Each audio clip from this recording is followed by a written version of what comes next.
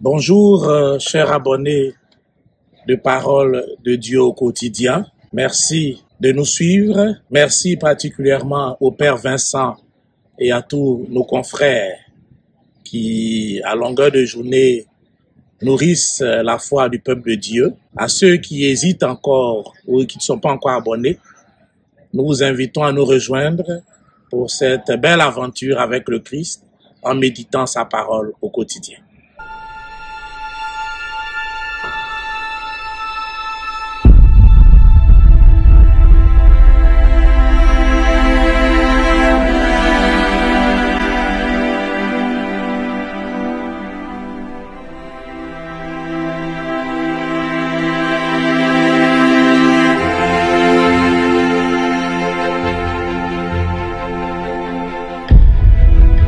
Au nom du Père et du Fils et du Saint-Esprit, Amen. Mercredi 19 mars 2025, solennité de Saint Joseph, époux de la Vierge Marie. Frères et sœurs, permettez que je ne me tarde pas sur les tests proposés au cours de cette liturgie, mais d'intituler notre méditation de la façon suivante. Saint Joseph, exemple et modèle de notre vie chrétienne. Aujourd'hui, l'Église célèbre la solennité de Saint Joseph, époux de la Vierge Marie. C'est comme une parenthèse dans l'austérité du carême. Mais dans la joie de cette fête, rien ne nous empêche de pouvoir continuer à avancer dans le chemin de la conversion auquel nous invite le temps du carême. L'Église nous invite ainsi à contempler l'aimable figure du saint patriarche Joseph, père adoptif de Jésus notre Seigneur. Toute sa vie, modeste et courante, est aussi humble que lumineuse. Choisi par Dieu et par Marie, Joseph a connu comme nous tous des joies et des peines, en raison de sa fonction près du Verbe incarné. Pendant son enfance et sa jeunesse, il fut ainsi déclaré protecteur de l'Église qui continue dans le temps et reflète dans l'histoire l'image et la mission du Christ. Mais en fait, que savons-nous de Saint Joseph? Outre son nom et quelques rares épisodes de la période de son enfance, de l'enfance du Seigneur, l'Évangile ne rapporte de lui aucune parole. Le langage de Saint Joseph, c'est le silence. C'est l'écoute de la voix angélique qui lui parle pendant son sommeil. C'est l'obéissance prompte et généreuse qui lui est demandée. C'est le travail manuel sous ses formes les plus modestes et les plus rudes. Celles qui valurent à Jésus le qualificatif de fils du charpentier en Matthieu 13, 55. Et rien d'autre. On dirait que sa vie n'est qu'une vie obscure, celle d'un simple artisan, dépourvu de tout signe de grandeur personnelle. Joseph, l'homme juste que tu donnas comme époux à la Vierge Marie. Joseph est reconnu ici comme un homme juste. Dans la Bible, le juste est quelqu'un d'accompli, un être épanoui et ouvert. Le juste est loué parce qu'il ne se regarde pas d'abord lui-même. Il porte avant tout son regard sur celui qu'il a fait et qu'il sert, Dieu, son créateur et son protecteur. Dire que Joseph est un homme juste, c'est le situer dans un environnement où ce n'est pas d'abord ce qui fait, ce que tu fais, ce que tu gagnes, ce que tu réalises et qui compte, mais c'est ce que tu es. C'est le mettre de l'avant, non pas le faire, mais l'être. C'est pourquoi l'humble artisan, le charpentier, que fut Joseph, peut servir de modèle à tous ceux et celles qui demandent avec raison dans notre monde d'être reconnus dans leur dignité de personne humaine. Joseph, l'homme juste, ne s'est pas renfermé sur lui. Il a accueilli, comme le raconte saint Luc dans son évangile, Marie de Nazareth comme épouse.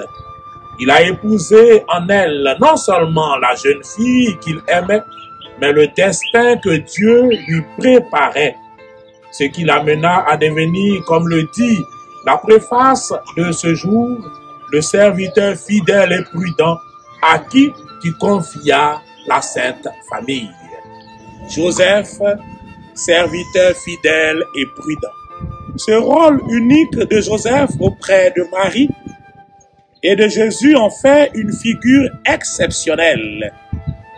Celle de Joseph, la Sainte Famille, a réalisé à la perfection sa mission en permettant à ses membres d'être ce qu'ils étaient appelés à être de toute éternité. Sur les chemins de la vie quotidienne, la famille de Joseph a connu, c'est sûr, des hauts et des bas, des questionnements même. Joseph ne mit jamais de côté cette foi et cette confiance en la parole de Dieu qui se manifestait dans son cœur et dans son intelligence. Nous savons qu'il fut présent à Jésus et à Marie durant l'enfance de Jésus, puisqu'on le retrouve avec eux au temple lorsque Jésus avait 12 ans. On ne connaît pas ce qui s'est passé par la suite, puisque Joseph disparaît du décor et au moment où Jésus commence à prêcher la bonne nouvelle, il n'est plus question de lui dans les évangiles. N'est-ce pas le lot d'un bon serviteur de laisser la place au maître et de rester dans l'ombre? Joseph s'est réalisé pleinement en donnant à sa façon Jésus au monde. C'est pourquoi vous remarquerez que les statues et les tableaux de Saint Joseph le présentent habituellement tenant Jésus dans ses bras. Joseph est un modèle pour aujourd'hui et un modèle de toujours. Dans notre vie de tous les jours, tous et toutes, qui que nous soyons, nous sommes disciples de Jésus et comme Joseph, nous le portons en nous, dans nos mains, dans nos gestes, dans nos actions. C'est à travers nous qu'il est encore présenté au monde aujourd'hui comme hier. Quelle belle mission que celle de présenter Jésus au monde.